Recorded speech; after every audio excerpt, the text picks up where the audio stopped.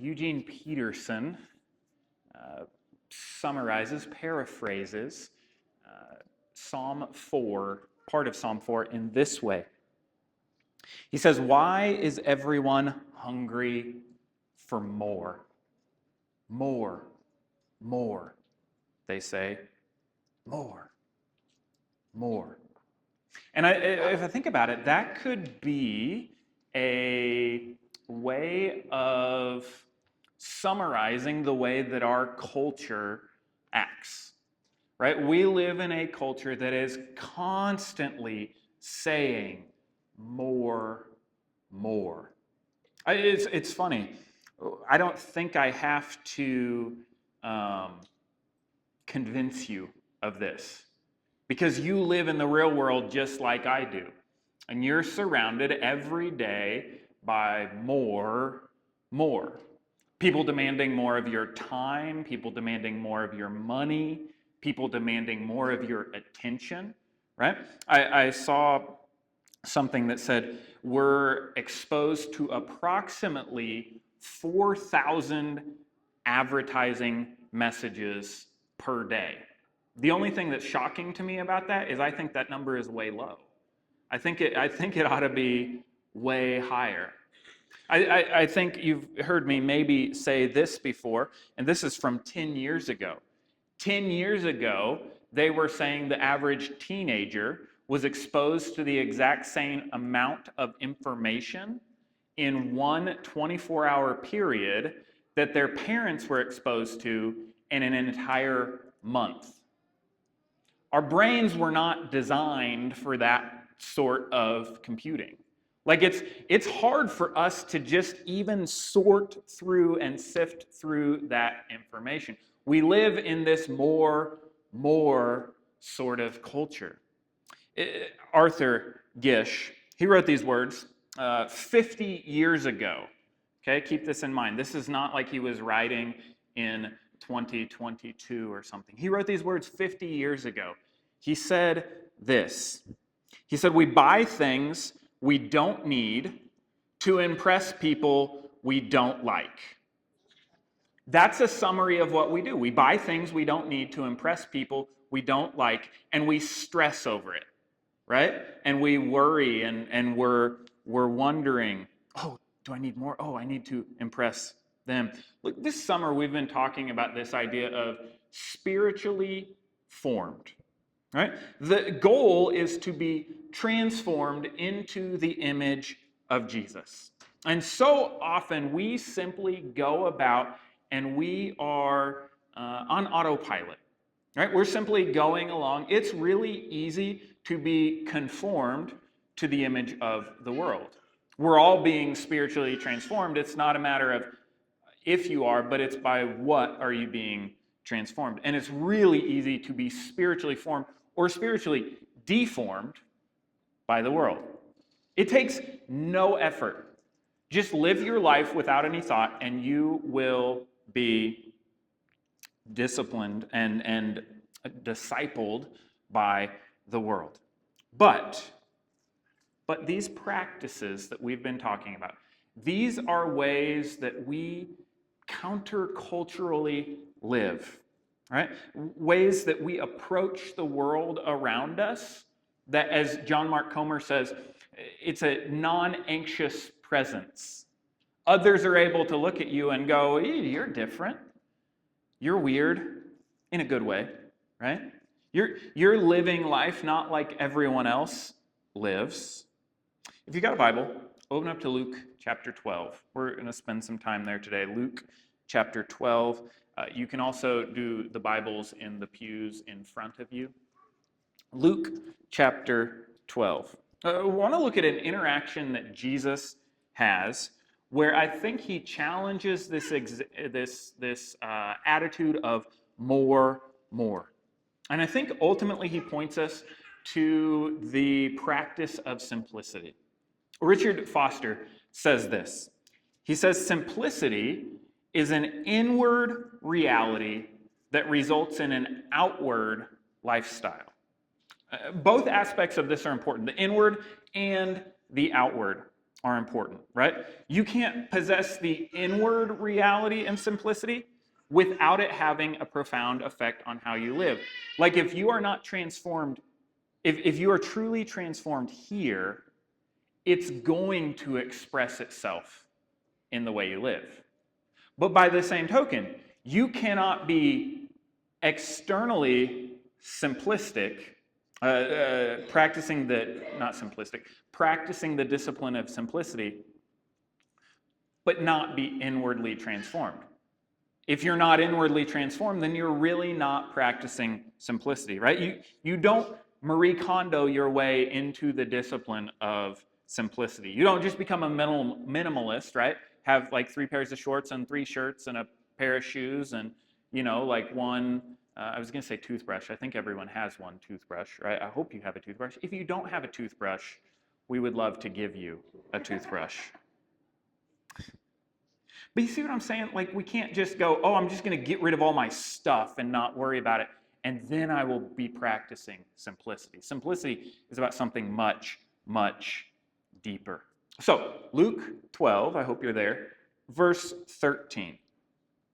13 and 14 says this, "Someone in the crowd said to him, 'Teacher, tell my brother to divide the inheritance with me.' But he said to him, 'Man, who made you a judge or arbiter over you?'" This was not uncommon. We may think it's weird for somebody to come to Jesus and ask him these questions, but in this day, this is not uncommon. Rabbis, teachers, would have been people that someone would have gone to and they would have asked them for wisdom on these sorts of disputes. The interesting thing about this is we don't really know exactly where the guy stands. Is he not getting his fair share from his brother? Is he getting his fair share and he just wants more? Right? We don't really know exactly what's going on here, but I don't think it really matters because Jesus has this amazing way. Jesus has this amazing way of getting to the heart of an issue, right? Like he has this amazing way of looking at you when you ask him a question, and he senses the question behind the question. Or he senses the heart attitude behind the question that you're asking. Jesus isn't just about solving a family dispute here.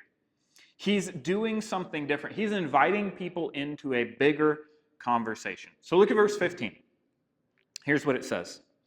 "And he said to them, 'Take care and be on your guard against all covetousness,'" or some translations say greed. "For one's life does not consist in the abundance of his possessions."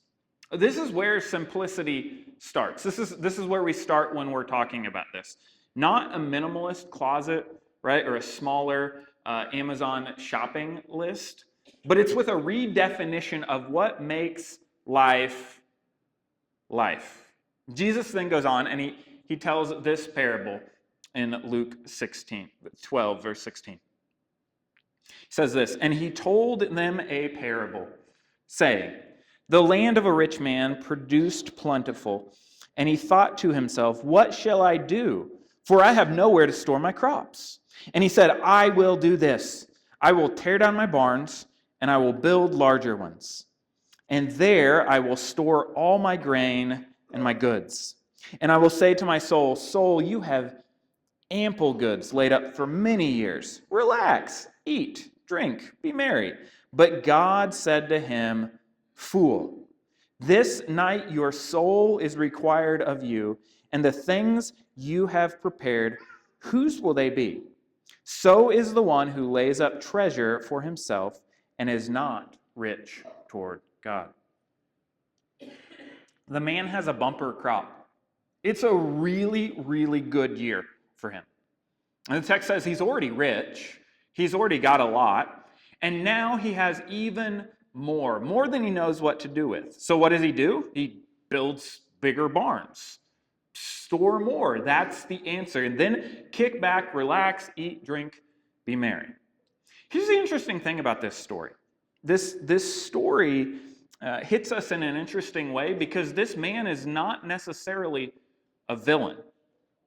He hasn't stolen something. He hasn't cheated. He's just what we might even be tempted to call a smart businessman. But God calls him to something else. Did you notice what he called him? God said to him, fool. Now, I'm no expert, but when God is calling you a fool, you should probably take note.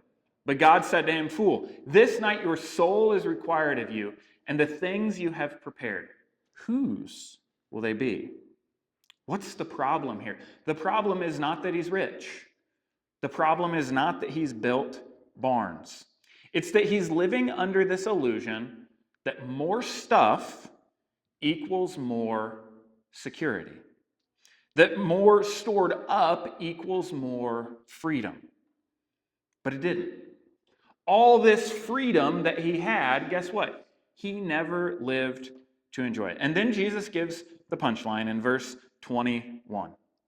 So it is to the one who lays up treasure for himself and is not rich toward God. The real danger of this story is not wealth. There's something important to be said here about wealth, don't get me wrong. But it's that we start trusting in wealth to do what only God can do. Here's a really funny thing about this story to me. I'm in the same boat. I do it too. We're all in this. I think we hear a story like this and we immediately think of other people. Like, if I had to guess, I would guess that many of us either did or had the temptation to when I started reading this story about a man who had a really good year and had to store up more of his stuff, and it seemed to be he had a hard attitude. If I had to venture to guess, every one of us may have had a different person in our mind that we could immediately jump to, that we could say, oh yeah, I wish so-and-so was here to hear this story. I don't know that I've ever had anybody that I've been around read this story, hear this story, and then at the end say, you know what? I'm the rich man. I think this story is talking about me. Isn't it so interesting that sometimes when we read Scripture, we are so quick to jump to the other person, and we're not as quick to jump to ourselves. But if we're honest, we are a whole lot closer to the rich man than we like to believe and than we want to admit.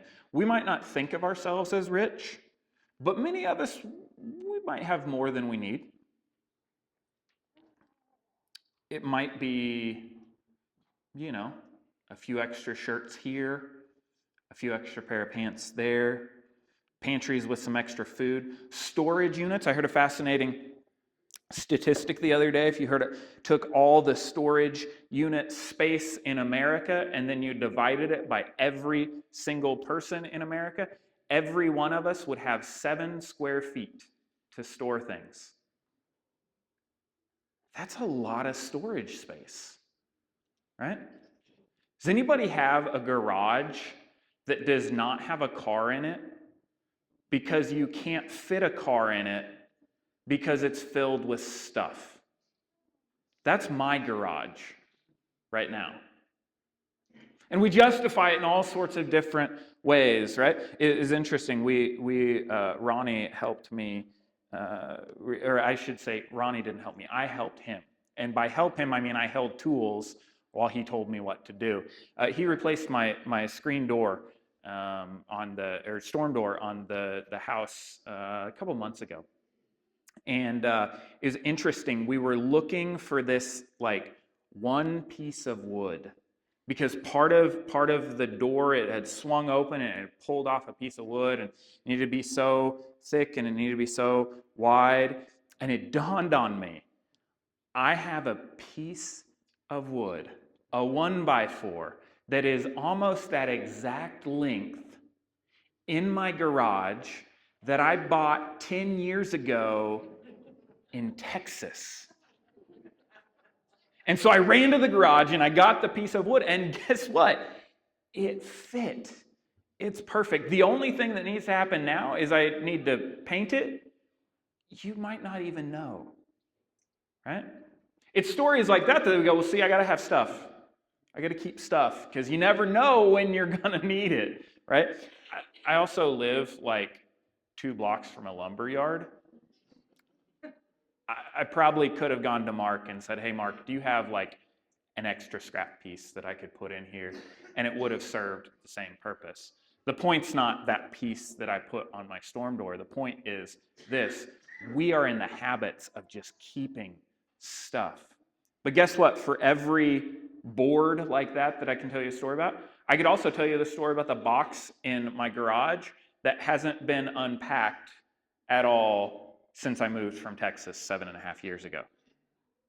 But I really need that stuff, clearly. This is our problem. We have a stuff problem.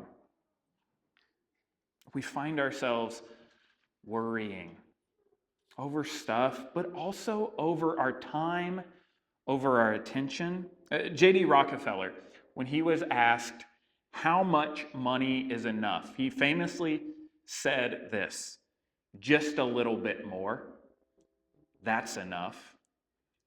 And maybe that's the real issue that we're getting at. Maybe it's not about our stuff, our accumulations that we have, our possessions, our money. Maybe Jesus is trying to reveal something about our hearts.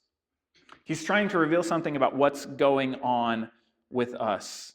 It's not just what we have, but it's what we trust. From there, Jesus turns to his disciples and he gets personal. He says things like in verse 22, he says, don't worry about your life. Don't worry about what you'll eat. Don't worry about what you'll wear. And why does he say not worry? Because this can be shocking. Jesus, really don't worry about what I eat? Isn't that important? I heard a preacher, it was Francis Chan actually, one time, which if you've heard Francis Chan, you'll know that this is very on character for him. He said, what's the worst that happened if you just didn't worry about food and you're a follower of Jesus? You wouldn't have food and you'd die and you'd go to heaven and you'd be with Jesus. He said, what's the big deal? You're secure, right? Now, make sure you're meeting your basic necessities. But he gives them these reasons. He says, verse 23, life is more important than food and clothes. There's more important things going on. Verses 24 through 27, he says this. He goes, okay, look at nature. Look at my creation. God created sparrows. God created lilies. He clothes them. He feeds them. What raven is worrying about where its next meal is going to come from? What flower is worried about how it's going to be clothed? And then he says this in verse 25. He says, worrying doesn't add a single hour to your life. No one has ever added time to their life by worrying. I know this from personal experience. I've wasted a lot of my time worrying. And it's interesting, I think even a year ago, and I think about something, there was a thing that literally kept me up at night. It kept me from sleeping. I lost, I don't know how many hours over that thing. Do you know how big a deal that thing is right now? It's not an issue at all. In fact, what I worried about never even happened. It resolved itself on its own, and I didn't even have to do anything. And I think about all the hours, all the sleep that I lost worrying over this thing. I get what Jesus says when he says, who of you by worrying can add one more hour to your life? Right? Do not be anxious about anything, but in everything by prayer, petition, make your requests made known to God. Friends, this is something that is hard, and I don't want to be flippant about this. As somebody who experiences depression, anxiety, panic attacks, I had a massive panic attack last Sunday night. So I get this. I understand. I want you to know this, that when I'm talking about this, do not be anxious, do not worry. I'm not just talking about like, oh yeah, it's no big deal. No, I know these things can wreak havoc on us. But Jesus, who is God, the creator of us, says, don't worry. I've got you. And then comes this verse. Instead, seek his kingdom. Instead, seek his kingdom, and these things will be added to you. Don't worry about food. Don't worry about clothes. Seek his kingdom. Those things will take care of themselves. I think Jesus is drawing a line here. And it's a tough line. But it's this. You can live a life of grasping, of hoarding, of worrying, or you can live a life of trusting, surrendering, and seeking first the kingdom. Here's the heart of simplicity. Simplicity is not about having less. It's about wanting less because you've found something better. I think about the story that Jesus tells of a man that finds something great, and he goes and he sells everything he has. He gets rid of everything he has, and he pursues that one thing with a singular focus. And we would look at that, and we might go, that's really dumb. Isn't he worried about security? He needs to worry about his 401k. Dave Ramsey would say, you should have $1,000 built up in storage. I think he actually says more now, right? There's all these little things that we look, and I'm confronted again and again and again with Jesus saying, where your heart is, there your treasure will be also.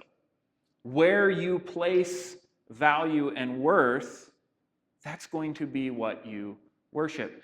Friends, there is certainly something to be said about biblical principles when it comes to money, right? But so often we use those as an excuse to baptize our own greed. I don't know how else to say it other than that. Sometimes we try to be responsible when we really just want what's ours. This is hard, friends. I don't have like a 3-step program that if you just do this, this, and this, then everything will be magical and you'll be wonderful and you won't struggle at all with this. Here's what I do have. I do have 3 things to maybe examine. 3 things to do to kind of start to move us in this direction of exploring simplicity, of embracing this idea of simplicity is not about having less.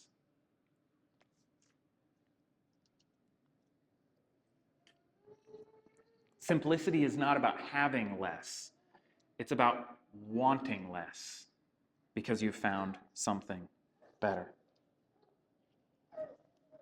So, how do we begin to practice this? Let me give you a few concrete ways I think you can lean into this. Here's the first one. And it's not just with stuff, it's actually with our whole heart. Declutter your heart. It's not about decluttering a drawer. It's actually about cleaning out your desires. Because, see, embracing this idea of simplicity doesn't start with you just going home after the sermon today and putting on some good cleaning music and getting a box, one that says giveaway, one that says sell, and one that says trash, and you start sorting all your stuff. It doesn't start there. It starts in your heart. Jesus goes on to say this, and I alluded to this earlier, verse 34. He says, "For where your treasure is, there your heart will be also." So here's some questions to ask yourself if you want to declutter your heart. What do you crave that's crowding out your contentment? Or what do you crave that is keeping you from being content in God? And what are you worried about that reveals where your trust is? So you want to do a really simple practice? Keep a notepad or maybe your phone. Actually, maybe it should be a notepad because I think sometimes our phones give us anxiety. Keep a notepad with you and carry it around. And every time you worry about something, just in a day, pull out the notepad and write it down.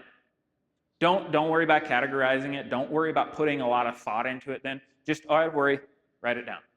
And at the end of the day, here's what I want you to do. I want you to take all those things on the list, and I want you to compare them. And I want you to find out, what did I worry about most today?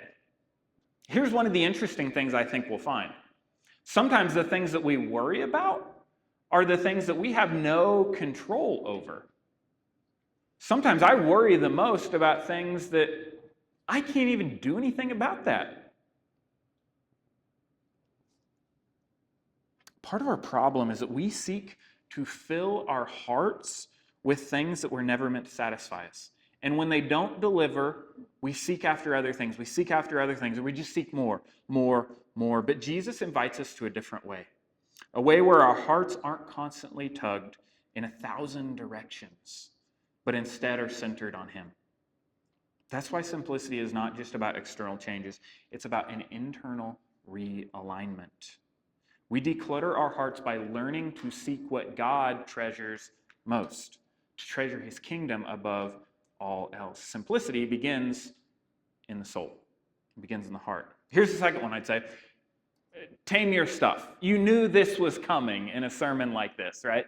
That we're going to talk about stuff eventually. We're going to talk about money and simplicity. Don't worry, I'll save a lot of the money talk for next week when we talk about generosity, okay? That's just y'all's heads up. By the way, if we have less attendance next week, I'll know what you did. Kidding. Sort of. Tame your stuff. Tame your stuff.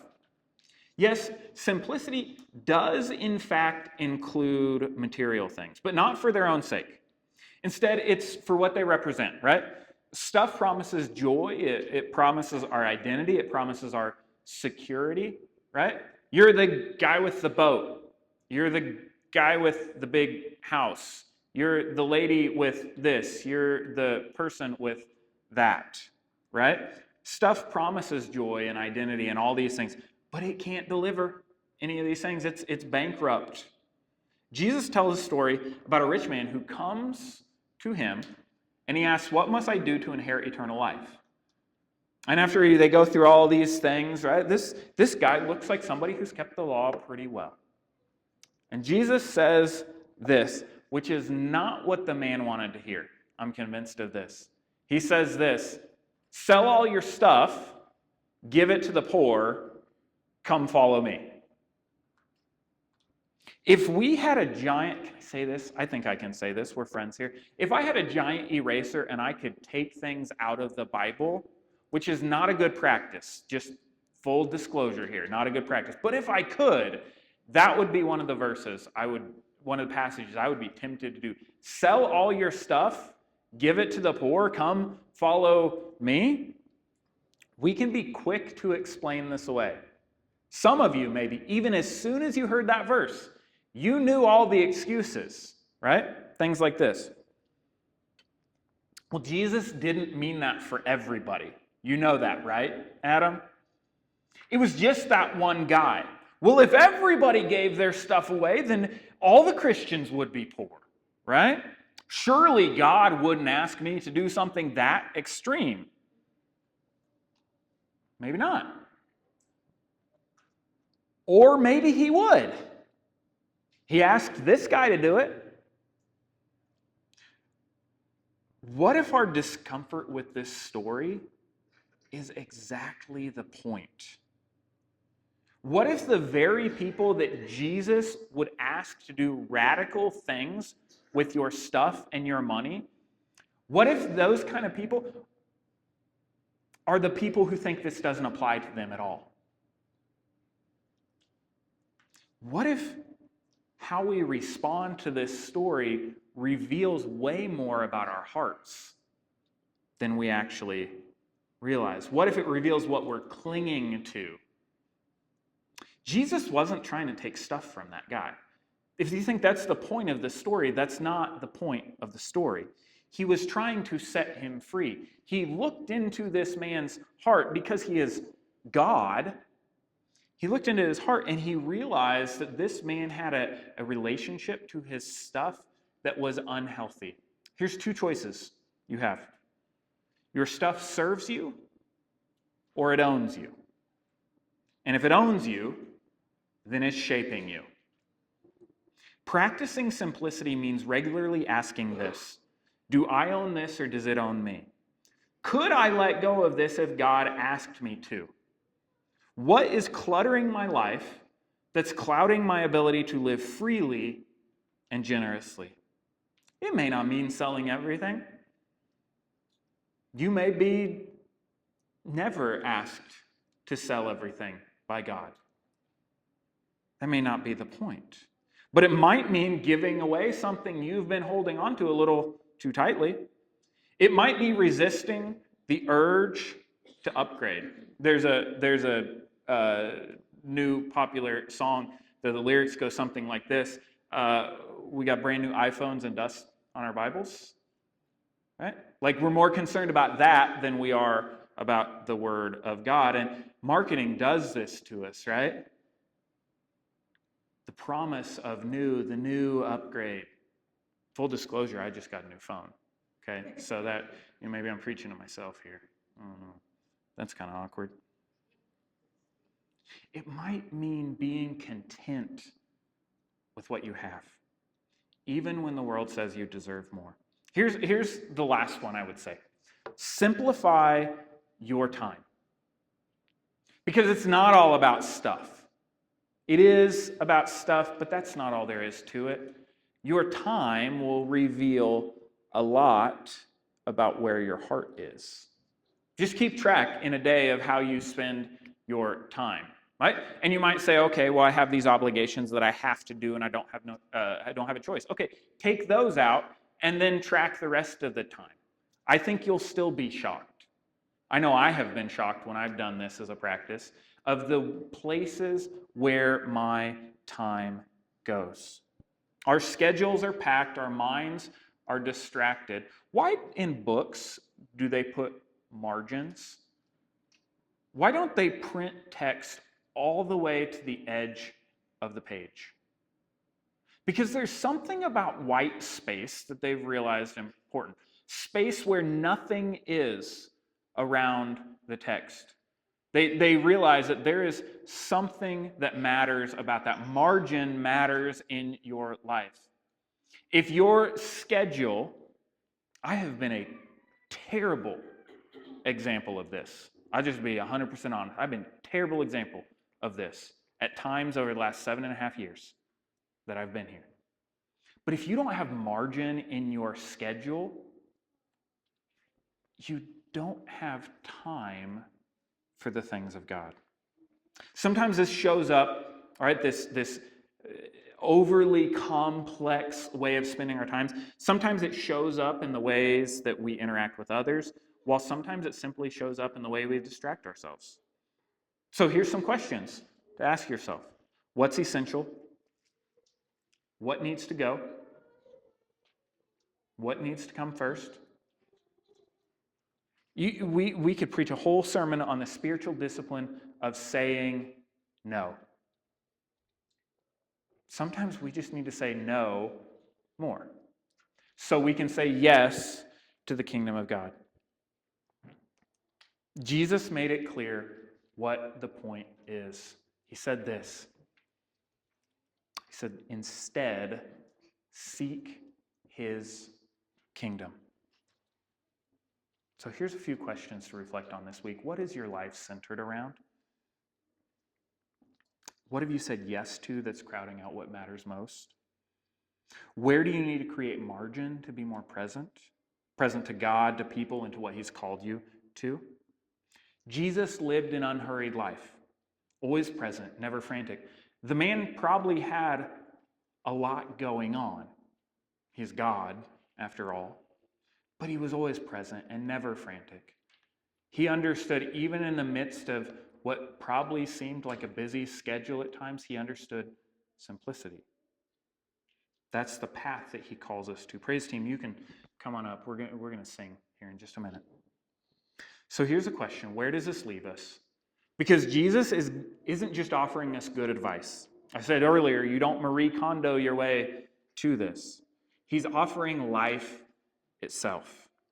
Simplicity is not about having less, it's about living free. If you follow Jesus, here's the really simple call today. Are you aligning your life, the things you do, the things you have, around the kingdom of God? If you follow Jesus, at some point you have made a profession of faith and you have declared to other people around you that his kingdom is the one that I seek. And so the question becomes, are you actually doing that with your life? And if you're not yet a follower of Jesus in this room, I would say this. Maybe, just maybe, that emptiness that you feel at times, that longing for something meaningful, that feeling like there's something missing, is not going to be filled up by more stuff, more money, more things, more people. Maybe it's a sign that you were made for something greater. Maybe the ache that you carry around isn't something to numb, something to push off to the side. Maybe it's a holy restlessness. Maybe it's a calling from God, a calling from Jesus to say, just come to me. Because Jesus famously said these words, "Come to me, all you who are weary, and I will give you rest."